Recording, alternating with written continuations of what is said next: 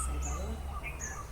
Me dedico a cultivar café, frutales, a bordar, a pintar, a visitar enfermos. En el lugar hay intermediarios. Compran el café al precio de la bolsa, a veces muy bajo. A veces cuesta encontrar quien lo compre.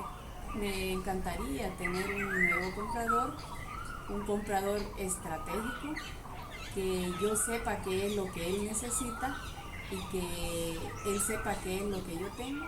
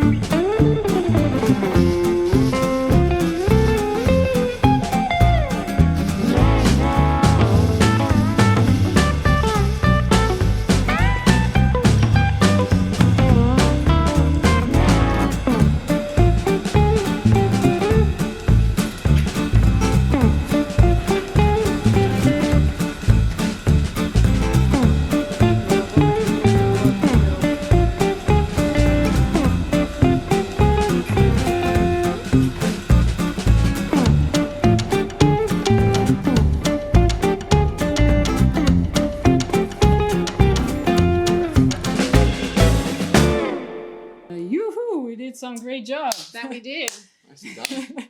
We started, and Denis was with us, so we started 9 a.m. Yep. Now Came in for coffee 9 a.m. Made a little bit of a plan. I came at 9:30. I was late. Now it's 6:15 and everybody left. It's already dark. Yep. But we're going to make how many people happy, James?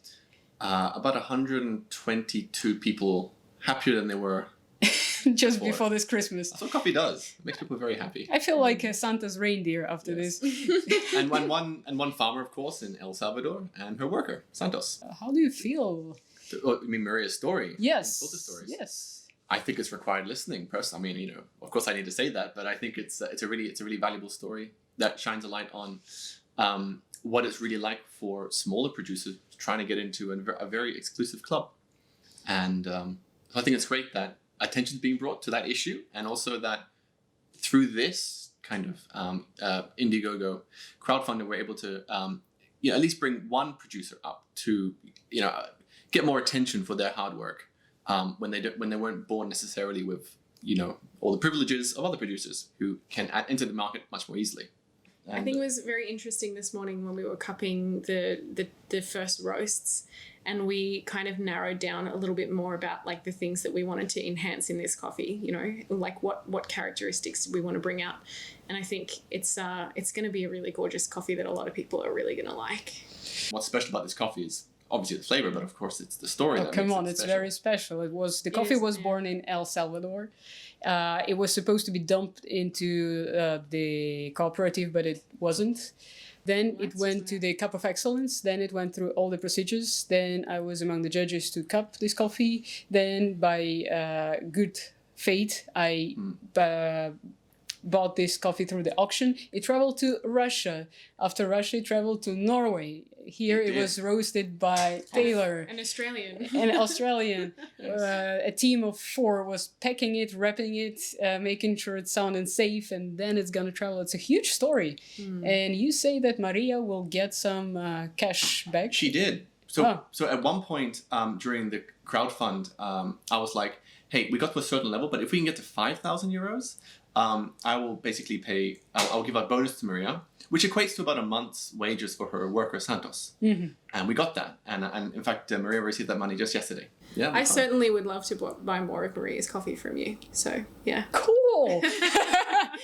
It's not that easy to sell it in Russia. That's easy to sell it in Norway. I just really love working with female producers who are doing a really great job, and I feel like Maria has such a lovely heart. Like much of what she does is altruistic, and I think more people should be who practice kindness like that should be allowed to flourish. So. And actually, to jump on that, when I met her at the Cup of Excellence, I knew nothing about her story, although I did know she was female and older, which was quite an unusual combination at those awards. And as I got to it and got to know her story, it quickly transpired. This farm is not really, she's not trying to make a fortune out of it. She's not really trying to grow the farm. Her main priority is to give work to a community, to keep a one worker employed and to help him get windows. Because at the time I met him, I saw he didn't have any windows. We visited his house. But also to, for example, the farm has like avocado trees. That's part of the shade cover. And they produce 10,000 avocados a year. And she wants to keep the farm going so she can continue giving these avocados to the community. Thank you, James, for... I was reading the geography. It's the United States, Australia, UK, Germany, what else? There must be over Norway. 20 countries, right? I couldn't even tell you. Many countries. I really do hope the packages get there.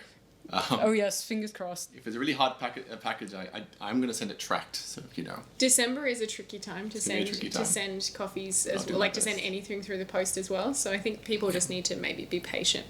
It's on its way. We definitely can guarantee that. So, yeah. Yeah.